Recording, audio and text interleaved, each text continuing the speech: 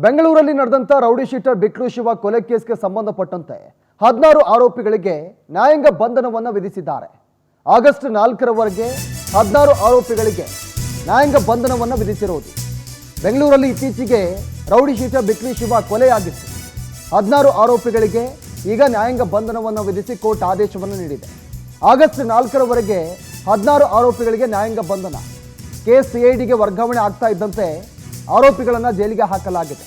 ಕೊಲೆ ಕೇಸ್ನಲ್ಲಿ ಇದುವರೆಗೂ 16 ಆರೋಪಿಗಳ ಬಂಧನವಾಗಿದೆ. ಜಗ್ಗ ಧನುಷ್ ಹೊರತುಪಡಿಸಿ ಬಹುತೇಕ ಈ ಕೇಸ್ನಲ್ಲಿರುವಂಥ ಎಲ್ಲ ಆರೋಪಿಗಳು ಅರೆಸ್ಟ್ ಆಗಿದ್ದಾರೆ.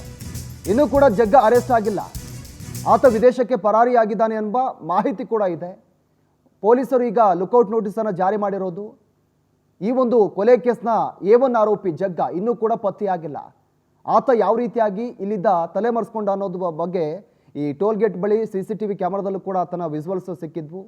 ಈಗ ಆತನನ್ನು ಕೂಡ ಪತ್ತೆ ಹಚ್ಚುವ ಕಾರ್ಯವನ್ನು ಪೊಲೀಸರು ಮಾಡ್ತಾ ಇದ್ದಾರೆ. ಈ ಕೇಸ್ಗೆ ಸಂಬಂಧಪಟ್ಟಂತೆ 16 ಆರೋಪಿಗಳಿಗೆ ಈಗ ಕೋರ್ಟ್ ನ್ಯಾಯಾಂಗ ಬಂಧನವನ್ನು ವಿಧಿಸಿದೆ.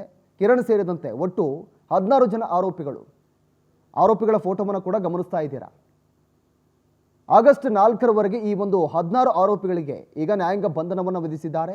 ಈ ಕೇಸನ್ನು ಈಗ CIDಗೆ ವರ್ಗಾವಣೆ ಮಾಡಿರೋದು.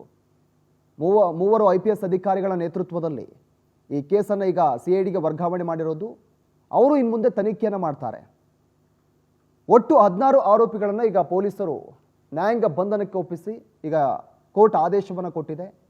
16 ದಿನ ಅವರನ್ನು ಈಗ ಪರಪ್ಪನ ಅಗ್ರಹಾರಕ್ಕೆ ಶಿಫ್ಟ್ ಮಾಡಲಾಗಿದೆ. ಒಂದು ಕಡೆ ಈ ಜಗ್ಗ ಎಸ್ಕೇಪ್ ಆಗಿದ್ದಾನೆ, ಆತನ ಪತ್ತೆ ಕೂಡ ಮಾಡ್ತಾ ಇದ್ದಾರೆ. ಎಲ್ಲಿದ್ದಾನೆ ಅದ್ರ ಬಗ್ಗೆ ಕೂಡ ಮಾಹಿತಿಯನ್ನು ಪೊಲೀಸರು ಕಲೆ ಹಾಕ್ತಾ ಇದ್ದಾರೆ.